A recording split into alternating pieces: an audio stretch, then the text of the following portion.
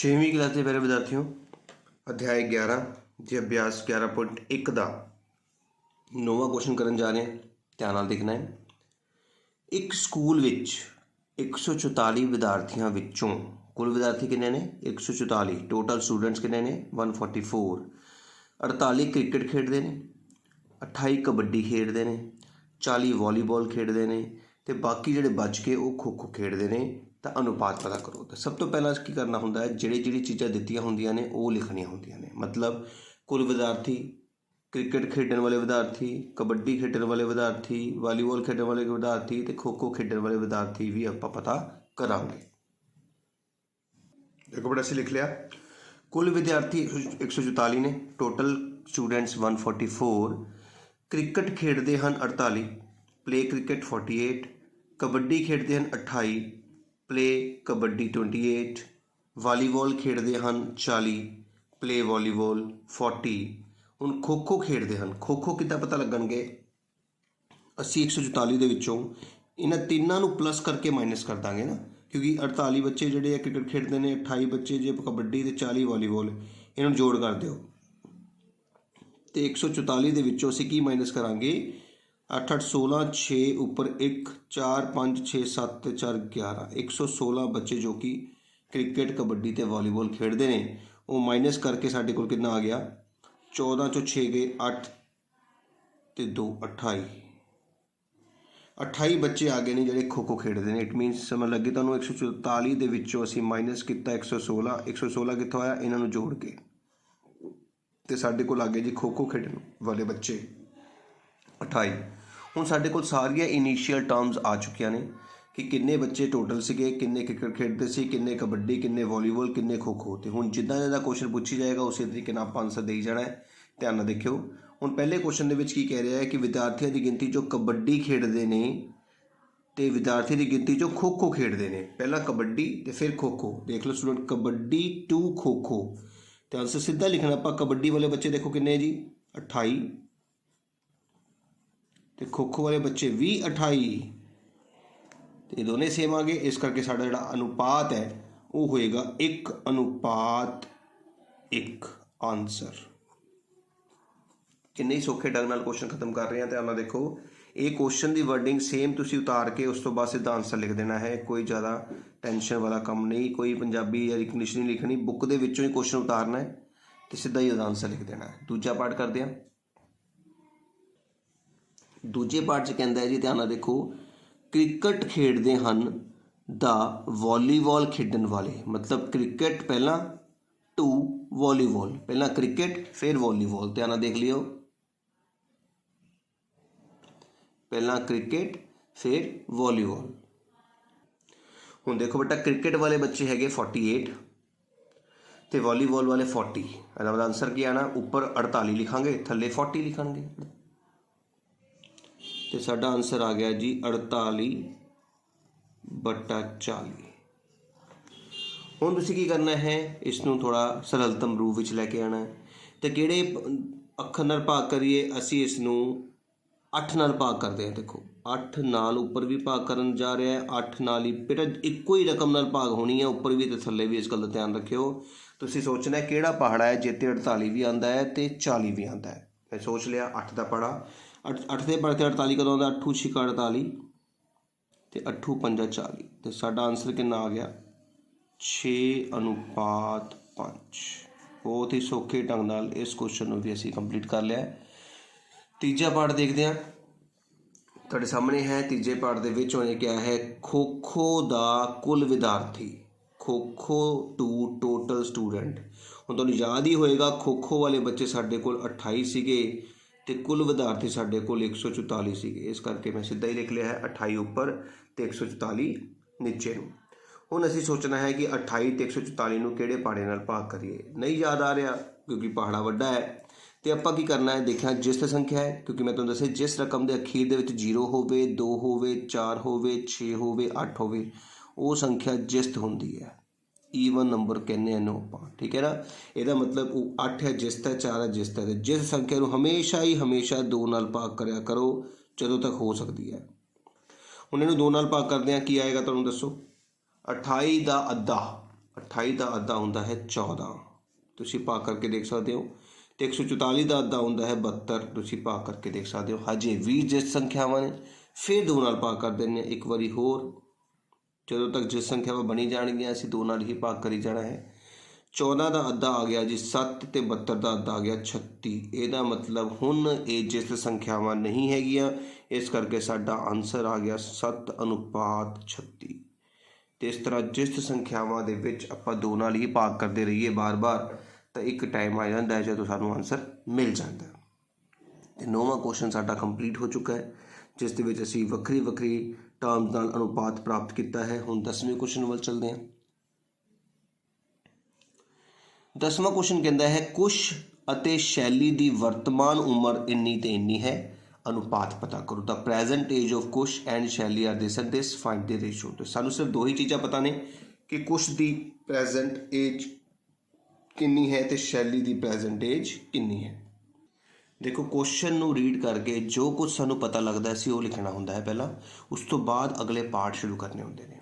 ਤੇ ਪੰਜਾਬੀ ਵਾਲੇ ਬੱਚੇ ਲਿਖਣਗੇ ਕੁਸ਼ ਦੀ ਵਰਤਮਾਨ ਉਮਰ 22 ਸਾਲ, ਸ਼ੈਲੀ ਦੀ 16 ਸਾਲ, ਇੱਦਾਂ ਹੀ ਪ੍ਰੈਜੈਂਟੇਜ ਆਫ ਕੁਸ਼ ਇੰਨੀ ਤੇ ਪ੍ਰੈਜੈਂਟੇਜ ਆਫ ਸ਼ੈਲੀ ਇੰਨੀ। ਹੁਣ ਪਹਿਲਾ ਕੁਐਸਚਨ ਦੇਖੋ ਸਾਡੇ ਕੋਲ ਕੀ ਹੈ, ਉਹਨਾਂ ਦੀਆਂ ਵਰਤਮਾਨ ਉਮਰਾਂ ਦਾ ਅਨੁਪਾਤ ਪਤਾ ਕਰਨਾ ਬੇਟਾ ਆਪਾਂ।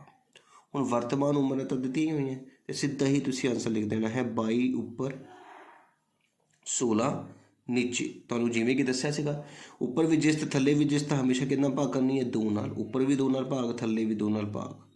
22 ਨੂੰ 2 ਨਾਲ ਭਾਗ ਕੀਤਾ 11 ਆ ਗਿਆ, 16 ਨੂੰ 2 ਨਾਲ ਭਾਗ ਕੀਤਾ 8 ਆ ਗਿਆ, ਇਸ ਕਰਕੇ ਤੁਹਾਡਾ ਆਨਸਰ ਮੰਨਿਆ ਜਾਏਗਾ 11:8। ਤੇ ਬਹੁਤ ਹੀ ਸਿੰਪਲ ਤਰੀਕੇ ਨਾਲ ਸਾਡਾ ਪਹਿਲਾ ਪਾਰਟ ਕੰਪਲੀਟ ਹੋ ਚੁੱਕਾ ਹੈ। ਹੁਣ ਯਾਦ ਰੱਖਣਾ ਹੈ ਕਿ ਕੁਸ਼ ਦੀ ਵਰਤਮਾਨ ਉਮਰ 22 ਹੈ ਤੇ ਸ਼ੈਲੀ ਦੀ 16 ਹੈ, ਇਹ ਨਾ ਭੁੱਲਿਓ। ਹੁਣ ਆਪਾਂ ਦੂਜੇ ਪਾਰਟ ਵੱਲ ਚੱਲਦੇ ਹਾਂ। ਹੁਣ 4 ਸਾਲ ਬਾਅਦ ਬੇਟਾ ਧਿਆਨ ਨਾਲ ਸਮਝਿਓ, ਆਫਟਰ 4 years 4 ਸਾਲ ਬਾਅਦ ਕੁਸ਼ ਦੀ ਉਮਰ ਉੱਪਰ ਲਿਖਣੀ ਹੈ, ਸ਼ੈਲੀ ਦੀ ਨੀਚੇ। ਹੁਣ ਤੁਸੀਂ ਮੇਰੀ ਗੱਲ ਸਮਝੋ, ਜੇ ਤੁਹਾਡੀ ਉਮਰ ਅੱਜ ਮੰਨ ਲਓ ਤੁਹਾਡੀ ਉਮਰ ਜੇ ਅੱਜ ਜਿਹੜੀ ਹੈ 12 ਸਾਲ ਹੈ, ਤੇ ਤੁਸੀਂ ਸੋਚ ਕੇ ਚਲੋ 4 ਸਾਲ ਬਾਅਦ ਕੀ ਹੋਊਗਾ, 12 'ਚ 4 ਪਲੱਸ ਹੋ ਜਾਊਗਾ ਨਾ। ਇਟ ਮੀਨਸ ਜੇ ਕੁਸ਼ ਦੀ ਅੱਜ ਦੀ ਉਮਰ 22 ਹੈ ਤੇ 4 ਸਾਲ ਬਾਅਦ ਕੀ ਹੋਏਗੀ, 22 ਦੇ ਵਿੱਚ 4 ਜੋੜ ਦਿਓਗੇ, ਹੈ ਨਾ। ਤੇ ਸ਼ੈਲੀ ਦੀ ਅੱਜ 16 ਹੈ ਤੇ 4 ਸਾਲ ਬਾਅਦ ਸ਼ੈਲੀ 'ਚ ਵੀ 4 ਜੋੜ ਦਿਆਂਗੇ। ਆਈ ਗੱਲ ਸਮਝ ਕਿਵੇਂ ਮੈਂ ਕੀਤਾ ਕਿ 4 ਸਾਲ ਬਾਅਦ ਦਾ ਮਤਲਬ ਹੈ ਦੋਨਾਂ ਦੀ ਉਮਰਾਂ ਦੇ ਵਿੱਚ 4 ਜੋੜ ਦੇਣਾ, ਠੀਕ ਹੈ। ਹੁਣ 22 ਦੇ ਵਿੱਚ 4 ਜੋੜੇ ਤੇ ਸਾਡੇ ਕੋਲ ਆ ਗਏ ਬੇਟਾ ਜੀ 26, ਤੇ 16 ਤੇ 4 ਹੋ ਗਏ 20। ਜਿਵੇਂ ਕਿ ਤੁਹਾਨੂੰ ਪਤਾ ਹੀ ਹੈ ਕਿ ਹੁਣ ਇਹ ਸਾਡਾ ਆਨਸਰ ਹੈ, ਪਰ ਦੋਵੇਂ ਜਿਸ ਸੰਖਿਆਵਾਂ ਨੇ, ਇਸ ਕਰਕੇ ਅਸੀਂ ਇਸ ਨੂੰ ਵੀ 2 ਨਾਲ ਭਾਗ ਕਰਾਂਗੇ ਤੇ ਇਸ ਨੂੰ ਵੀ 2 ਨਾਲ ਭਾਗ ਕਰਾਂਗੇ। 26 ਨੂੰ 2 ਨਾਲ ਭਾਗ ਕਰਕੇ ਦੇਖਿਆ ਤਾਂ 26 ਦਾ ਅੱਧਾ 13 ਤੇ 20 ਦਾ ਅੱਧਾ 10, ਤੇ ਸਾਡੇ ਕੋਲ ਜਿਹੜਾ ਅਨੁਪਾਤ ਆ ਗਿਆ ਉਹ ਆ ਗਿਆ 13:10। ਇਸ ਤੋਂ ਸੌਖਾ ਢੰਗ ਕੀ ਹੋਏਗਾ, ਤੁਸੀਂ ਸੋਚੋ। 4 ਸਾਲ ਬਾਅਦ ਕਿਹਾ ਤੇ 4 ਪਲੱਸ ਕਰ ਦੇ, ਤੇ 4 ਸਾਲ ਪਹਿਲਾਂ ਕਹਿੰਦਾ ਤੇ 4 ਮਾਈਨਸ ਕਰ ਦਿੰਦਾ। ਕਰਨਾ ਤਾਂ ਪਲੱਸ ਜਾਂ ਮਾਈਨਸ ਹੀ ਹੈ। ਉਹਨਾਂ ਦੀ ਪ੍ਰੈਜ਼ੈਂਟ ਏਜ ਦੇ ਵਿੱਚ, ਵਰਤਮਾਨ ਉਮਰ ਦੇ ਵਿੱਚ ਚੇਂਜ ਕਰਨੀ ਹੁੰਦੀ ਹੈ। ਜਿੰਨੇ ਸਾਲ ਵਧਾਣੇ ਹੈ ਤਾਂ ਵਧਾ ਦਿਓ, ਘਟਾਣੇ ਆ ਤਾਂ ਘਟਾ ਦਿਓ। ਹੁਣ ਜਿਵੇਂ ਕਿ ਤੀਜਾ ਕੁਐਸਚਨ ਦੇਖਦੇ ਹਾਂ। ਯਾਦ ਰੱਖਣਾ ਹੈ ਕੁਸ਼ ਦੀ ਵਰਤਮਾਨ ਉਮਰ 22 ਹੈ ਤੇ ਸ਼ੈਲੀ ਦੀ 16 ਹੈ। ਤੀਜੇ ਪਾਰਟ 'ਚ ਕਹਿੰਦਾ 5 ਸਾਲ ਪਹਿਲਾਂ। ਹੁਣ ਧਿਆਨ ਨਾਲ ਰੱਖੋ, 5 ਸਾਲ ਪਹਿਲਾਂ ਦਾ ਮਤਲਬ 5 ਘਟਾਉਣੇ ਆ, ਪਰ ਪਹਿਲਾਂ ਸ਼ੈਲੀ ਦੀ ਉਮਰ ਲਿਖਣੀ ਹੈ। ਸ਼ੈਲੀ ਦੀ ਉਮਰ ਸੀਗੀ 16 ਸਾਲ ਦੀ, ਉਹਦੇ ਵਿੱਚੋਂ 5 ਘਟਾਣੇ ਪੈਣੇ ਆ। 5 ਸਾਲ ਪਹਿਲਾਂ ਦੀ ਗੱਲ ਕਰ ਰਿਹਾ ਹੈ। ਕੁਸ਼ ਦੀ ਉਮਰ ਹੈ 22 ਸਾਲ ਤੇ ਉਹਦੇ ਵਿੱਚੋਂ ਵੀ 5 ਘਟਾਣੇ ਪੈਣੇ ਹੈ। 16 ਦੇ ਵਿੱਚੋਂ 5 ਘਟਾਏ ਸਾਡੇ ਕੋਲ ਆ ਗਏ 11, ਤੇ 22 ਦੇ ਵਿੱਚੋਂ 5 ਘਟਾਏ ਸਾਡੇ ਕੋਲ ਆ ਗਏ 17। ਤੇ ਜਿਹੜੇ ਦੋਨੋਂ ਹੀ ਕਟਿੰਗ ਨਹੀਂ ਹੋ ਸਕਦੇ, ਕਿਉਂਕਿ ਕੋਈ ਵੀ ਪਹਾੜੇ ਤੇ 11 ਤੇ 17 ਨਹੀਂ ਆਉਂਦਾ, ਇਸ ਕਰਕੇ ਇਹੀ ਸਾਡਾ ਆਨਸਰ ਹੈ। ਇੰਨਾ ਹੀ ਸੌਖਾ ਸੀਗਾ। ਬਸ ਤੁਸੀਂ ਇੱਕੋ ਹੀ ਗੱਲ ਯਾਦ ਰੱਖਣੀ ਹੈ ਕਿ ਕੁਸ਼ ਦੀ ਜਿਹੜੀ ਹੈ ਵਰਤਮਾਨ ਉਮਰ 22 ਹੈ ਤੇ ਸ਼ੈਲੀ ਦੀ 16। ਜੋ ਘਟਾਉਣ ਨੂੰ ਕਹਿ ਰਿਹਾ ਘਟਾਈ ਜਾਓ, ਜੋੜਨ ਨੂੰ ਕਹਿ ਰਿਹਾ ਤਾਂ ਜੋੜੀ ਜਾਓ। ਹੁਣ ਕੀ ਕਹਿੰਦਾ ਹੈ, ਕੁਸ਼ ਦੀ ਵਰਤਮਾਨ, ਧਿਆਨ ਨਾਲ ਸੁਣਨਾ ਹੈ, ਕੁਸ਼ ਦੀ ਵਰਤਮਾਨ ਉਮਰ ਕਿੰਨੀ ਸੀ 22 ਦਾ 6 ਸਾਲ ਬਾਅਦ ਸ਼ੈਲੀ ਦੀ ਉਮਰ, ਸ਼ੈਲੀ ਦੀ ਉਮਰ ਸੀਗੀ 16। 6 ਸਾਲ ਬਾਅਦ ਸਿਰਫ ਸ਼ੈਲੀ ਦੀ ਉਮਰ ਪੁੱਛੀ ਹੈ, ਇਸ ਗੱਲ ਦਾ ਧਿਆਨ ਰੱਖਿਓ। ਕੁਸ਼ ਦੀ ਵਰਤਮਾਨ ਉਮਰ ਹੀ ਲੈਣੀ ਹੈ, ਕੁਸ਼ ਦੀ ਪ੍ਰੈਜ਼ੈਂਟ ਏਜ ਹੀ ਲੈਣੀ ਹੈ, ਲੇਕਿਨ ਸ਼ੈਲੀ ਦੀ ਏਜ 6 ਸਾਲ ਬਾਅਦ ਵਾਲੀ ਲੈਣੀ ਹੈ। ਇਸ ਕਰਕੇ ਸ਼ੈਲੀ ਦੀ ਏਜ ਵਿੱਚ ਹੀ 6 ਪਲੱਸ ਕਰਨੇ ਨੇ। ਉੱਪਰ ਕੁਸ਼ ਦੀ ਉਮਰ 22 ਹੈ, ਸ਼ੈਲੀ ਦੀ ਵੀ 22 ਹੋ ਗਈ, ਦੋਨੇ 22 ਤੇ 22 ਸੇਮ ਹੈ, ਤੇ ਇਸ ਕਰਕੇ 1:1 ਤੁਹਾਡਾ ਕੀ ਆ ਗਿਆ ਆਨਸਰ, ਕਿਉਂਕਿ 22 ਨਾਲ 22 ਕੱਟਿਆ ਗਿਆ। ਤੇ ਇਸ ਤਰ੍ਹਾਂ 10ਵਾਂ ਕੁਐਸਚਨ ਵੀ ਅਸੀਂ ਕੰਪਲੀਟ ਕਰ ਚੁੱਕੇ ਹਾਂ। ਉਮੀਦ ਹੈ ਸਮਝ ਆਇਆ ਹੋਵੇਗਾ। 11ਵੇਂ ਕੁਐਸਚਨ ਵੱਲ ਚੱਲਦੇ ਹਾਂ। 11ਵਾਂ ਕੁਐਸਚਨ ਕਹਿੰਦਾ ਇੱਕ ਪੈਨਸਿਲ ਬਕਸੇ ਵਿੱਚ 150 ਪੈਨਸਿਲਾਂ ਹਨ। ਟੋਟਲ ਪੈਨਸਿਲਾਂ ਕਿੰਨੀਆਂ ਨੇ? 150, 40 ਲਾਲ, 60 ਕਾਲੀਆਂ ਤੇ ਬਾਕੀ ਨੀਲੀਆਂ। ਇਹਦਾ ਮਤਲਬ ਸਾਨੂੰ ਇਹ ਪਤਾ ਲੱਗ ਗਿਆ ਕਿ ਸਾਡੇ ਕੋਲ ਟੋਟਲ ਪੈਨਸਿਲਾਂ 150 ਨੇ, ਰੈੱਡ 40 ਨੇ, ਬਲੈਕ 60 ਨੇ ਤੇ ਬਾਕੀ ਜਿੰਨੀ ਬਚ ਗਈਆਂ ਉਹ ਬਲੂ ਨੇ।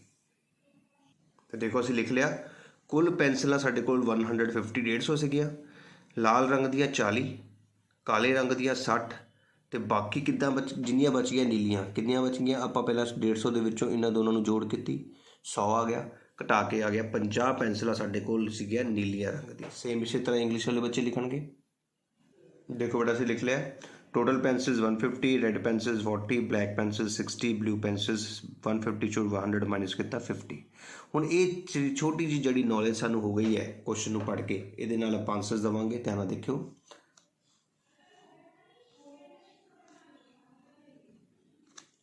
ਲਾਲ ਪੈਨਸਿਲ, ਕਾਲੀ ਪੈਨਸਿਲ, ਧਿਆਨ ਨਾਲ ਦੇਖੋ ਉੱਪਰ ਲਾਲ ਪੈਨਸਿਲ ਰੱਖਣੀ ਨੇ। ਲਾਲ ਪੈਨਸਿਲਾਂ ਕਿੰਨੀਆਂ ਸੀਗੀ? 40 40 ਤੇ ਕਾਲੀਆਂ ਪੈਨਸਿਲ ਸੀਗੀਆਂ 60। 0 ਨਾਲ 0 ਕੱਟੇ ਗਏ, ਬਚਿਆ ਕੀ? 4 ਉੱਪਰ 6 ਥੱਲੇ, 2 ਨਾਲ ਭਾਗ ਕਰਨੀ, ਇੱਕ ਉੱਪਰ ਵੀ ਜਿਸ ਸੰਖਿਆ ਹੈ ਥੱਲੇ ਵੀ ਜਿਸ ਸੰਖਿਆ ਹੈ, ਤੇ 4 ਨੂੰ 2 ਨਾਲ ਭਾਗ ਕੀਤਾ 2, 6 ਨੂੰ ਕੀਤਾ 3, ਤੇ ਸਾਡਾ ਆਨਸਰ ਆ ਗਿਆ 2:3 ਪਹਿਲੇ ਭਾਗ ਦਾ। ਸਿੰਪਲ।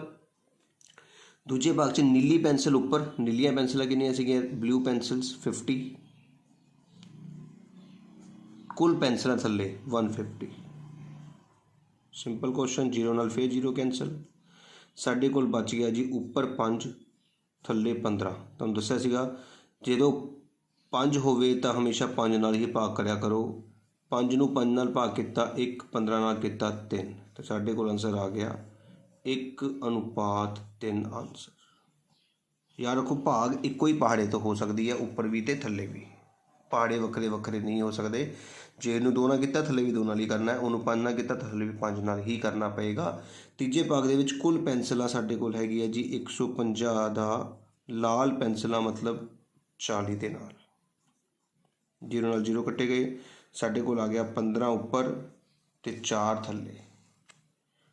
ਇਹੀ ਸਾਡਾ ਆਨਸਰ ਹੋ ਗਿਆ ਕਿਉਂਕਿ ਕਟਿੰਗ ਨਹੀਂ ਹੋ ਸਕਦੀ। 15:4 ਇਸ ਕੁਐਸਚਨ ਦਾ ਆਨਸਰ ਹੋ ਗਿਆ। ਤੇ 11ਵੇਂ ਕੁਐਸਚਨ ਦੇ 3 ਭਾਗ ਉਹ ਵੀ ਕੰਪਲੀਟ ਹੋ ਚੁੱਕੇ ਨੇ। ਉਮੀਦ ਹੈ ਸਮਝ ਆ ਰਿਹਾ। 12ਵੇਂ ਕੁਐਸਚਨ ਵੱਲ ਚਲਦੇ ਹਾਂ। 12ਵਾਂ ਕੁਐਸਚਨ ਕਹਿੰਦਾ ਹੈ ਕਿ ਰੁਪਏ 175 ਨੂੰ ਪ੍ਰੀਤ ਅਤੇ ਸੁੱਖੀ ਵਿੱਚ 4:3 ਵਿੱਚ ਵੰਡੋ। ਹੁਣ ਦੇਖੋ ਬਹੁਤ ਹੀ ਸੌਖਾ ਢੰਗ ਹੈ। ਹੁਣ ਦੇਖੋ ਜੇਕਰ ਕਦੇ ਵੀ ਕਿਸੇ ਰੁਪਏ ਨੂੰ,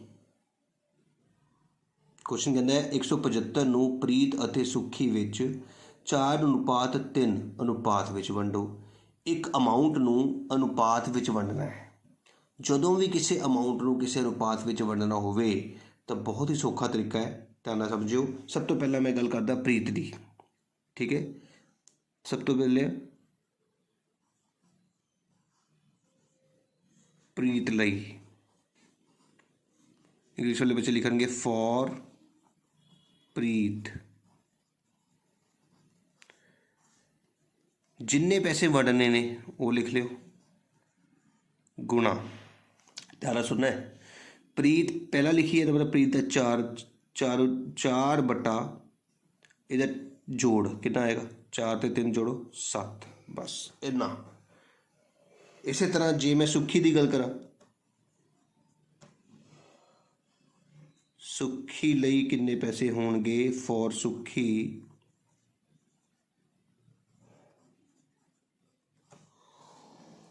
ਪੈਸੇ ਉਹੀ ਹੈ 175 ਉਹੀ ਰਹਿਣਗੇ, ਲੇਕਿਨ ਸੁੱਖੀ ਦੂਜੇ ਨੰਬਰ 'ਤੇ ਹੈ, ਦੂਜੇ ਨੰਬਰ 'ਤੇ 3 ਅਨੁਪਾਤ ਬਣ ਰਿਹਾ 3, ਨੀਚੇ ਟੋਟਲ ਹੀ ਆਉਣਾ ਹੈ 7। ਆਈ ਗੱਲ ਸਮਝ? ਟੋਟਲ ਅਮਾਊਂਟ ਨੂੰ ਜਿੱਦਾਂ 4:3 ਵਿੱਚ ਵੰਡਣਾ ਹੈ ਨਾ, ਤਾਂ ਤੁਸੀਂ ਪਹਿਲਾਂ 4 ਨਾਲ ਗੁਣਾ ਕਰਨੀ ਹੈ ਅਤੇ 7 ਨਾਲ ਭਾਗ, ਕਿਉਂਕਿ ਇਹਨਾਂ ਦਾ ਜੋੜ 7 ਹੈ। ਦੂਜੇ ਵਾਸਤੇ 3 ਨਾਲ ਗੁਣਾ ਕਰਨੀ ਹੈ, ਭਾਗ 7 ਨਾਲ ਹੀ ਹੋਣੀ ਹੈ। ਆਈ ਗੱਲ ਸਮਝ? ਹੁਣ ਸਭ ਤੋਂ ਪਹਿਲਾਂ ਅਸੀਂ ਕੀ ਕਰਾਂਗੇ? 175 ਨੂੰ 4 ਨਾਲ ਗੁਣਾ ਕਰਾਂਗੇ। ਫਿਰ ਦੇਖ ਸਕਦੇ ਹੋ ਅਸੀਂ 175 ਨੂੰ 4 ਨਾਲ ਗੁਣਾ ਕਰਨ ਲੱਗੇ ਹਾਂ। 5 ਚੌਕਾ 20, 0 ਉੱਪਰ 2, 7 ਚੌਕਾ 28, 29, 30, 0 ਉੱਪਰ 3, 4 ਏਕਮ 4 ਤੇ 3 7, ਕਿੰਨਾ ਆ ਗਿਆ? 700, इत्थे लिखांगे 700 तो नीचे रह गया जी 7। कटिंग करांगे 7 के पहाड़े तो 7 1 ते आउंदा है तो उपर 100 आ गया। ਇਹਦਾ मतलब रुपये 100 मिल गए किनू प्रीत नूं। ਹੁਣ ਤਾਂ ਤੁਸੀਂ ਇੱਕ ਸੁੱਖੀ ਦੇ ਸਿੱਧਾ ਵੀ 175 ਦੇ ਵਿੱਚੋਂ 100 ਘਟਾ ਕੇ 75 ਦੱਸ ਸਕਦੇ ਸੀਗੇ, ਠੀਕ ਹੈ ਨਾ। ਲੇਕਿਨ ਫਿਰ ਵੀ ਜੇ ਤੁਸੀਂ ਇਸੇ ਤਰੀਕੇ ਨਾਲ ਕਰਨਾ ਤਾਂ ਪਹਿਲਾਂ 175 ਨੂੰ 3 ਨਾਲ ਗੁਣਾ ਕਰਨੀ ਪਏਗੀ।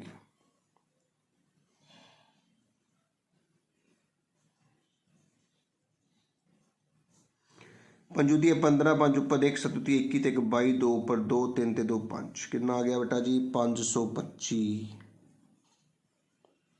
थले कितना आ 7 क्योंकि 7 ही है ना थले कुछ भी नहीं है। हुण 525 नूं आपां 7 नाल भाग करके दिखा दिंदे हैं। 7 7 49 बकाया 3 उपर उतार लिया 5 7 5 35 तो किन्ने रुपये आ गए सुखी के हिस्से रुपये 75। क्वेश्चन खत्म भी हो गया 2 लाइनों के विच ही। ध्यान नाल समझो 175 रुपये टोटल सीगे, पहला अनुपात 4 है तो 4 नाल गुणा करनी है तो टोटल नाल भाग, वो हो गया प्रीत का हिस्सा।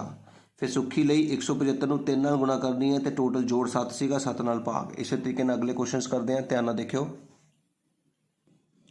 13वां क्वेश्चन देखो कि हुण अनुपात दिता गया 3:7 तो जोड़ 140 तो संख्यावां पता करनी है। सेम क्वेश्चन सब तो पहले असीं पता करेंगे पहली संख्या फिर दूजी संख्या।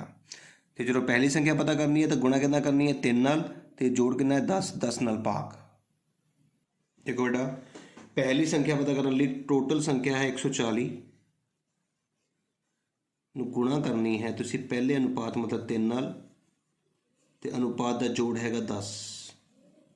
दूजी संख्या प्राप्त करने लिए 140 नूं गुणा करांगे दूजे अनुपात मतलब 7 दे नाल ते भाग थले 10 ही रहेगा क्योंकि जोड़ 10 है। हुण ध्यान देखो 0 नाल 0 कट्टी गई 0 नाल 0 कट्टी गई 14 बचे उपर 14 ती 42 14 नूं 7 नाल गुणा किया 98 तो साडा आंसर भी आ गया। देखो इस तो सौखा ढंग नहीं हो सकता, जदों भी अनुपात में वंडना है तो किस तरीके नाल वंडना है तुसीं देख सकते हो। सेम इसी तरीके नूं फॉलो करते हुए आपां हुण अगला क्वेश्चन करांगे 14वां।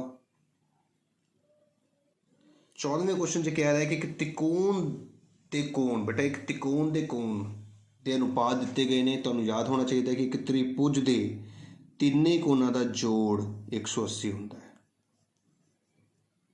पहला दूजा ते तीजे कोणां दा जोड़ कितना हुंदा है 180 हुंदा है।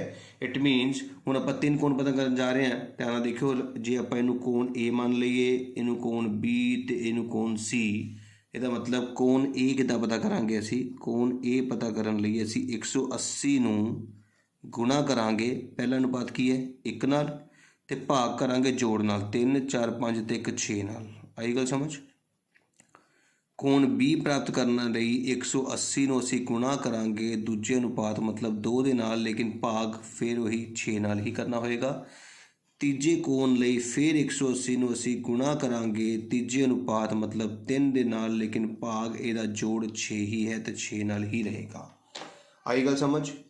उपर वाले नूं उपर वाले नाल गुणा किया जाता है तो आ गया 180 एकम 180 बटा 6 180 नूं 2 नाल गुणा की 360 बटा 6 180 नूं 3 नाल किया तो 540 बटा 6। ਇਹਦਾ मतलब सब तो पहला असी की करांगे ध्यान नाल देखो 180 नूं असी 6 नाल भाग करांगे फिर 360 नूं असी 6 नाल भाग करांगे उस तो बाद 540 नूं भी असी 6 नाल भाग करांगे। ये साडा रफ काम है बेटा, इस गल का ध्यान रखियो।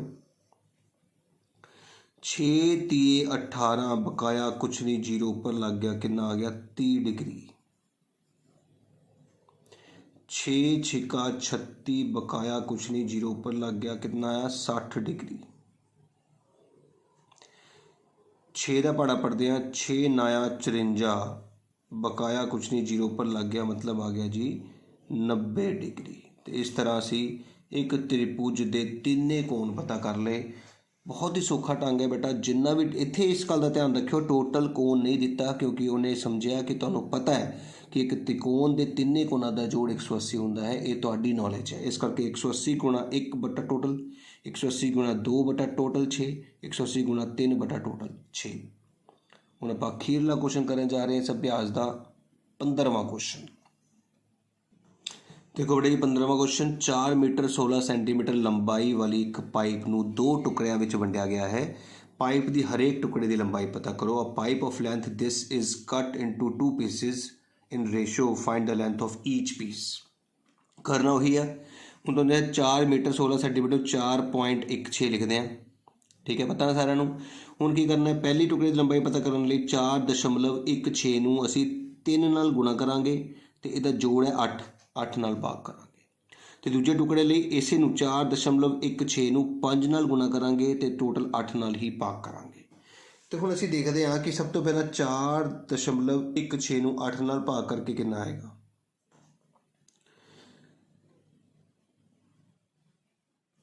अठ एकम 8, 0.52, ये सीधा ही कटिंग हो गई साढ़े कोल। देखो 0.5 ते 2।